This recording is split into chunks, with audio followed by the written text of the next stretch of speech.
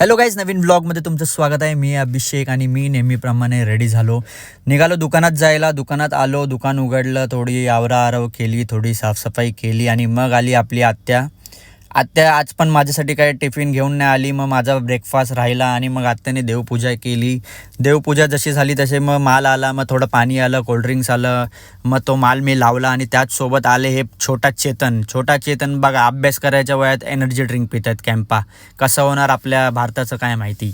त्यानंतर आले customers handle करत राहिलो आणि मग अजून आला माल बघून तर माझी तर आज फाटली बाबा, एवढा माल लावायचा आहे. मग थोडे कस्टमर्स परत हँडल केले आणि माल लावण्यामध्ये एवढा टाईम गेला की संध्याकाळ झाली. तर आज पडत होता पाऊस, थोडं बरं वाटलं, थोडं गारवा झाला आणि मग त्याचसोबत परत कस्टमर यायची सुरुवात झाली. आणि आज होता मंडे, तर खूप काम होतं आणि मग खूप काम करता करता परत माल आला. तर हा माल असा पसरलेला होता. मग तो माल मी जरा नीट व्यवस्थित लावला, थोडा चेकबिक केला, माल सगळं बरोबर आहे की नाही. मग चेक करून माल लावल्यावर आपला काउंटर असा सफाचक दिसायला लागला. त्याचसोबत काउंटर सफाचक कसं बोलणार, तर परत अजून माल आला. तर मंडेला एवढं काम असतं मला की तुम्हाला काय सांगू, माझी हालत फुल टाईट असते.